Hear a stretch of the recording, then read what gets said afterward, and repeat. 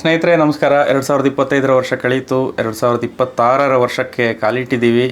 ಈ ಹೊಸ ವರ್ಷ ಹೇಗಿರ್ತದೆ ಇದರಲ್ಲಿ ಈಗ ನಾನೀಗ ಹೇಳೋಕೆ ಹೊರಟಿರೋದು ಮೇಷರಾಶಿಯವರ ಬಗ್ಗೆ. ಇದರಲ್ಲಿ ಮೊದಲನೇದಾಗಿ ಇದೇನು ನಿಮ್ಮ ವರ್ಷದ ಸಂಪೂರ್ಣವಾದಂಥ ಭವಿಷ್ಯ ಆಗಿರೋದಿಲ್ಲ. ಯಾಕೆಂದರೆ ಜಸ್ಟ್ ರಾಶಿಯಿಂದನೇ ನಿಮಗೆ ಸಂಪೂರ್ಣವಾದಂಥ ಒಂದು ಪ್ರಿಡಿಕ್ಷನನ್ನು ಕೊಡೋದಕ್ಕೆ ಸಾಧ್ಯ ಆಗೋದಿಲ್ಲ. ಗೋಚರ ಫಲದ ಆಧಾರದಲ್ಲಿ 2026ರಲ್ಲಿ ಪ್ರಮುಖವಾದಂಥ ಗೋಚರ ಫಲಗಳು ನಿಮಗೆ ಅನುಕೂಲಕರವಾಗಿದೆಯಾ ಅನ್ನೋದನ್ನಷ್ಟೇ ಇದರಲ್ಲಿ ಈಗ ನಾವು ಒಂದು ಇನ್ ಜನರಲ್ ಪ್ರಿಡಿಕ್ಷನ್ ಕೊಡೋದಕ್ಕೆ ಸಾಧ್ಯ. ಅದರಲ್ಲೂ ಈ ಗೋಚರ ಫಲ ಏನಿದೆಯೋ ಇದು ಕೂಡ ನಾವು ಸಂಪೂರ್ಣವಾಗಿ ಅಪ್ಲೈ ಮಾಡೋದಕ್ಕೆ ಸಾಧ್ಯ ಆಗೋದಿಲ್ಲ. ಆಸ್ಟ್ರಾಲಜಿಕಲ್ ರೂಲು ಕೂಡ ಏನು ಹೇಳುತ್ತೆ ಅಂದರೆ ಒಂದು 20 to 30% ಅಪ್ಲೈ ಆಗುತ್ತೆ ಅಂತ ಹೇಳ್ತಾರೆ. ಇದನ್ನು ಎಲ್ಲ ಜ್ಯೋತಿಷ ವಿದ್ವಾಂಸರು ಕೂಡ ಒಪ್ತಾರೆ ಕೂಡ. ಸೊ ಹಂಗಾಗಿ ಇದೇನು ನಿಮ್ಮ ಸಂಪೂರ್ಣ ವರ್ಷದ ಭವಿಷ್ಯ ಅಂತ ತಗೊಳ್ಳೋದು ಬೇಡ. ಯಾಕೆಂದರೆ ನಿಮಗೆ ಸಂಪೂರ್ಣವಾದಂಥ ಭವಿಷ್ಯ ನೋಡಬೇಕು ಅಂದರೆ, ಭವಿಷ್ಯ ತಿಳ್ಕೊಳ್ಬೇಕು ಅಂದರೆ ಜನ್ಮಕುಂಡಲಿ ಬೇಕೇ ಬೇಕು. ಆ್ಯಕ್ಚುಲಿ ಜನ್ಮಕುಂಡಲಿಯಲ್ಲಿ ಇರುವಂಥ ಗ್ರಹಗಳ ಪೊಸಿಷನ್ನು ಮತ್ತು ಈಗ ಸದ್ಯ ಪ್ರಸಕ್ತ ನಡೀತಾ ಇರುವಂಥ ದಶೆ ಯಾವುದು, ಆ ದಶೆಯ ಮಹಾದಶೆ ಅಥವಾ ಅಂತರ್ದಶೆ, ಇದರ ಅಧಿಪತಿ ಗ್ರಹಗಳು ಎಲ್ಲಿ ಪೊಸಿಷನ್ ಆಗಿದೆ, ಮತ್ತು ಅವು ಯಾವ ನಕ್ಷತ್ರದಲ್ಲಿ ಸ್ಥಿತವಾಗಿದೆ, ಷಡ್ಬಲ ಎಷ್ಟಿದೆ, ನವಾಂಶದಲ್ಲಿ ಎಲ್ಲಿ ಸ್ಥಿತ ಆಗಿದೆ, ಷಡ್ವರ್ಗದ ಪೊಸಿಷನ್ ಹೇಗಿದೆ, ಹೀಗೆ ಬಹಳಷ್ಟು ವಿಚಾರಗಳನ್ನು ನಾವು ಇಲ್ಲಿ ಪರಿಗಣಿಸಿ ಪ್ರಿಡಿಕ್ಷನ್ ಕೊಡಬೇಕು ಅಂದರೆ ಬಹಳಷ್ಟು ವಿಚಾರಗಳನ್ನು ನಾವಿಲ್ಲಿ ಪರಿಗಣಿಸಬೇಕಾಗತ್ತೆ. ಸೊ ಹಂಗಾಗಿ ಜಸ್ಟ್ ಒಂದು ರಾಶಿಯಿಂದ ಒಂದು ಪ್ಲಾನೆಟ್ ಇಂಥ ಪೊಸಿಷನ್ನಲ್ಲಿದೆ ಅಂತ ಹೇಳಿ ಕೊಡುವಂಥ ಪ್ರಿಡಿಕ್ಷನ್ ಏನಿದೆಯೋ ಅದು ಕಂಪ್ಲೀಟ್ ಪ್ರಿಡಿಕ್ಷನ್ ಆಗಿರೋದಿಲ್ಲ. ಅದು ಗೋಚರ ಬಂದು ನಾವು ಈ ಪ್ರಿಡಿಕ್ಷನ್ಗೆ ಬಳಸುವಂಥ ಒಂದು ಟೂಲ್ ಅಷ್ಟೇ. ಅದು ಬೇರೆ ಬೇರೆ ಎಲ್ಲ ಫ್ಯಾಕ್ಟರ್ಗಳನ್ನು ಪರಿಗಣಿಸಿ ಅದರ ಜೊತೆಗೆ ಗೋಚರವನ್ನು ಅಪ್ಲೈ ಮಾಡೋದು ಜ್ಯೋತಿಷ್ಯದಲ್ಲಿನ ಪದ್ಧತಿ. ಈಗ ಭಾರತದಲ್ಲೇ 140 ಕೋಟಿ ಜನಸಂಖ್ಯೆ ಇದೆ.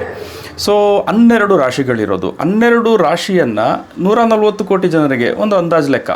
ಸೊ ಈಗ ಡಿವೈಡ್ ಮಾಡಿದ್ರೂ ಕೂಡ ಸರಾಸರಿ 11 ಕೋಟಿ ಜನರಿಗೆ ಹೆಚ್ಚು ಕಡಿಮೆ ಒಂದೇ ರಾಶಿ ಇರ್ತದೆ.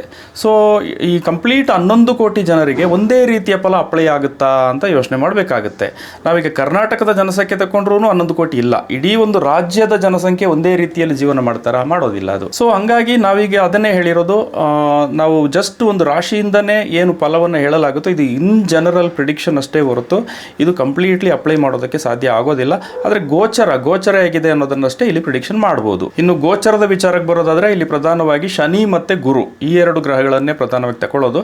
ಯಾಕೆಂದರೆ ಉಳಿದ ಗ್ರಹಗಳು ಪ್ರತಿ ತಿಂಗಳು ಬದಲಾಗುತ್ತೆ, ಪ್ರತಿ ತಿಂಗಳು ರಾಶಿ ಬದಲಿಸ್ತವೆ, ಇಲ್ಲ ಅಂದರೆ 1.5 ತಿಂಗಳಿಗೆ ಒಂದು ಸಲ ರಾಶಿ ಬದಲಿಸ್ತವೆ. ಸೊ ಹಂಗಾಗಿ ಅದನ್ನು ನೀವು ವಾರ್ಷಿಕ ಪ್ರಿಡಿಕ್ಷನ್ಗೆ ಅದನ್ನು ಅಪ್ಲೈ ಮಾಡಲಿಕ್ಕೆ ಆಗೋದಿಲ್ಲ. ಸೊ ಉಳಿದಂಗೆ ನಾವೀಗ ಶನಿ ಮತ್ತು ಗುರುವನ್ನು ಇಲ್ಲಿ ತಗೊಳ್ಬೋದು. ಗೋಚರ ಫಲ ಹೇಗಿದೆ 26ರಲ್ಲಿ ಅನ್ನೋದನ್ನು ನಾವೀಗ ತಗೊಳ್ಬೋದು. ಇದರಲ್ಲಿ ಶನಿಯ ವಿಚಾರಕ್ಕೆ ಬರೋದಾದರೆ ಮೇಷರಾಶಿಯವರಿಗೆ ಶನಿ ಬಂದು ದ್ವಾದಶ ಭಾವದಲ್ಲಿದೆ ಅಂದರೆ ಇದು 7.5 ಅವಧಿ ಮೇಷರಾಶಿಯವರಿಗೆ. ಸೊ ಹಂಗಾಗಿ 7.5 ಕೂಡ ಈ ವರ್ಷ ಇರ್ತದೆ ಮೇಷರಾಶಿಯವರಿಗೆ. ಸೊ 7.5 ಅವಧಿಯಲ್ಲಿ ಸಾಮಾನ್ಯವಾಗಿ ಮಾನಸಿಕ ಮತ್ತು ದೈಹಿಕ ಆರೋಗ್ಯದ ವಿಚಾರದಲ್ಲಿ ಸ್ವಲ್ಪ ವ್ಯತ್ಯಾಸಗಳು ಬಂದು ಹೋಗ್ತಾ ಇರ್ಬೋದು.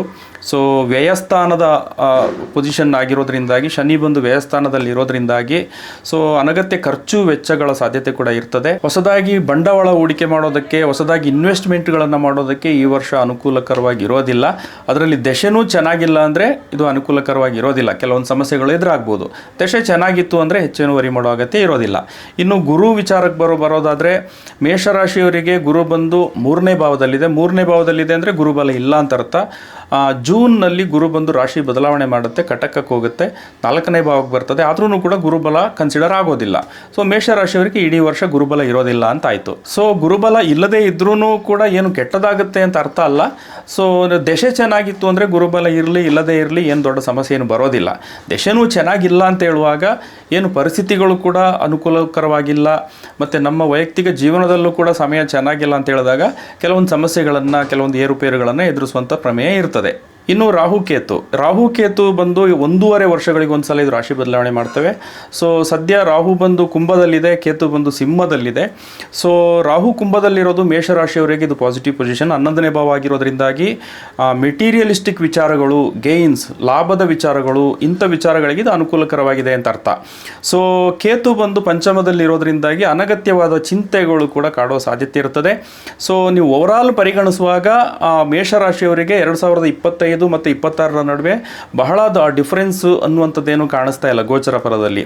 ಸೊ ದಶೆ ಏನಾದರೂ ಬದಲಾಯಿತು ಅಂದರೆ ಜೀವನದಲ್ಲೂ ಕೂಡ ಬದಲಾವಣೆಗಳಾಗುತ್ತೆ.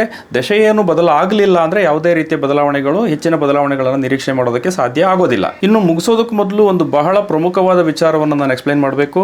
ಇದೇನು ನಾವು 2025ರಿಂದ 26ನೇ ವರ್ಷಕ್ಕೆ ಏನು ಕ್ಯಾಲೆಂಡರ್ ಇಯರ್ ಬದಲಾಗಿದೆಯೋ, ಈ ಕ್ಯಾಲೆಂಡರ್ ಏನಿದೆಯೋ ಇದು ಬಂದು ಗ್ರೆಗೋರಿಯನ್ ಕ್ಯಾಲೆಂಡರ್ ಅಂತ ಹೇಳ್ತೀವಿ. ಅಂದರೆ ಇಂಗ್ಲೀಷ್ ಕ್ಯಾಲೆಂಡರ್ ಅಂತ ನಾವೇನು ಹೇಳ್ತೀವಿ, ಇದು ಗ್ರೆಗೋರಿಯನ್ ಕ್ಯಾಲೆಂಡರ್. ಇದರ ಮೂಲ ಬಂದು ಯುರೋಪ್.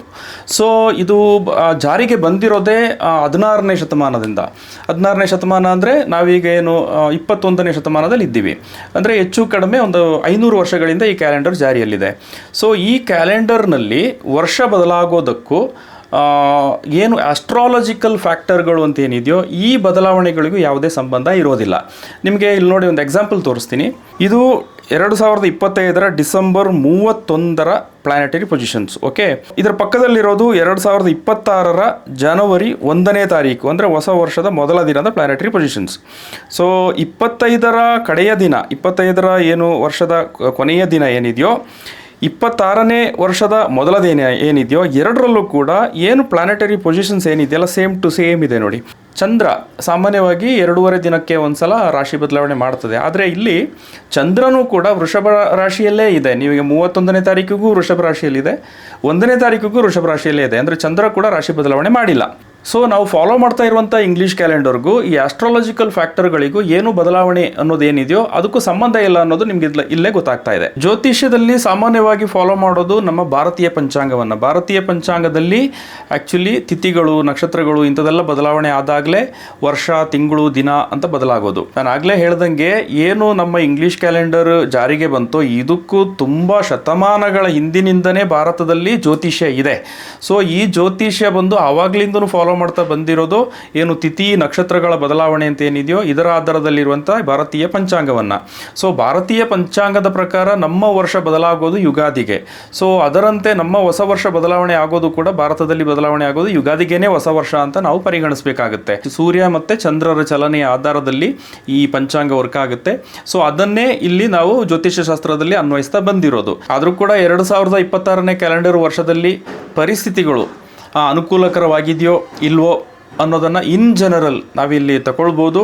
ಸೊ 2026ನೇ ವರ್ಷ ಏನಿದೆಯೋ ಪ್ರತಿಯೊಬ್ಬರಿಗೂ ಒಳ್ಳೆಯ ವರ್ಷವಾಗಿರಲಿ, ಪ್ರತಿಯೊಬ್ಬರ ಕನಸು ಈಡೇರಲಿ, ಬದುಕು ಹಸನಾಗಲಿ. ಸರ್ವೇ ಜನ ಸುಖಿನೋ ಭವಂತು.